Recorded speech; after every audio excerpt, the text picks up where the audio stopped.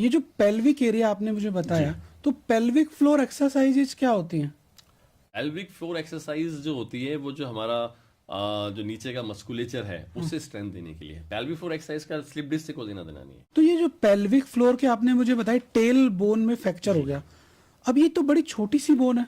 इसको जो है सर, इसका अगर फ्रैक्चर हो जाए तो उस फ्रैक्चर को हम किसी भी तरीके से रिपेयर नहीं कर पाते हैं।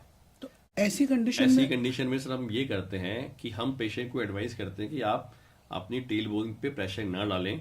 आप जो सिटिंग आप कर रहे हैं, ठीक है, उस सिटिंग के लिए आप कुछ ऐसा तकिया या ऐसा टायर नुमा कुछ लें जिससे कि आपकी जो ये हिप है, आपका जो पेल्विक टेल बोन है, डायरेक्टली फर्श से टच नहीं हो।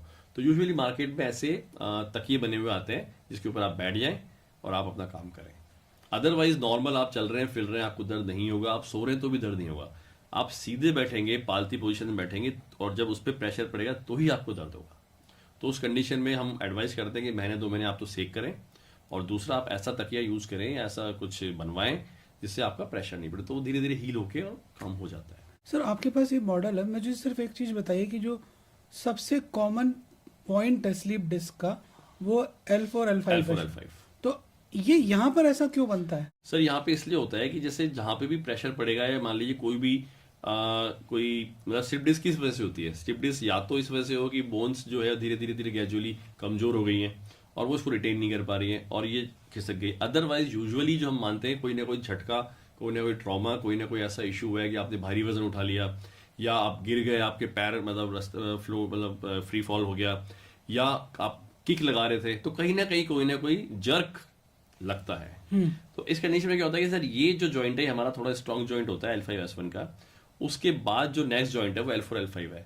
तो इसलिए L4 L5 के ऊपर जो है it is commonest place for slip disc. Multiple fracture वाली स्थिति में क्या पेशेंट की स्थिति होती होगी? सर मल्टीपल फ्रैक्चर वाली स्थिति में जो डिपेंड करता है कि उसकी स्पाइनल कॉर्ड की स्थिति क्या है।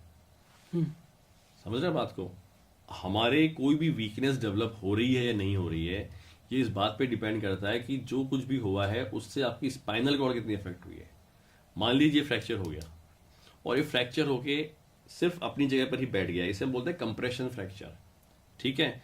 और ये जो सेगमेंट है ये हमारी स्पाइनल कॉर्ड पे इफेक्ट नहीं कर रहा है, तो ऐसे पेशेंट्स को हम यूजुअली बिना सर्जरी के भी ठीक कर देते हैं कि भाई ठीक है, तुम्हारे फ्रैक्चर हुआ है, तुम बेड रेस्ट पे लो, मेडिसिन लो, एनाल्जेसिक लो, कैल्शियम लो, और तुम्हारा धीरे धीरे हील हो जाएगा।